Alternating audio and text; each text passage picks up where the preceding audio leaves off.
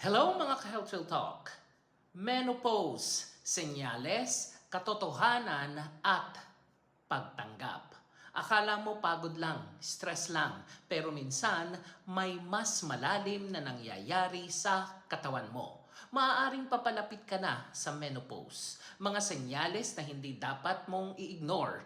Irregular na pagreregla. Minsan meron, minsan wala. Hot flashes, pagpapawis kahit malamig ang paligid, hirap matulog kahit pagod na, mood swings, mabilis mairita o malungkot, palpitations o pamamanhid, pagkatuyo o yung dryness at pagbaba ng iyong libido.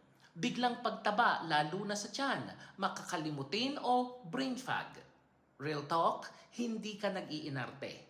Hindi ka mahina at lalong hindi ka nag-iisa. Ito ay hormonal changes, natural na yugto ng buhay ng isang pagkababae. Pero aminin natin, mahirap itong tanggapin. May mga tanong sa sarili, bakit parang nagbabago ka na? Hindi ka ba katulad ng dati? Tumatanda ka na ba? At yan ang mga tanong mo sa sarili mo. At dito pumapasok ang stress, lungkot at minsan denial. Paano matatanggap ang menopause? I-acknowledge mo. Oo, may pagbabago. Understand, hindi ito arte, hormonal ito. Talk about it. Kausapin ang partner mo o kaibigan mo. Self-care, alagaan ang sarili, matulog, kumain at magpahinga.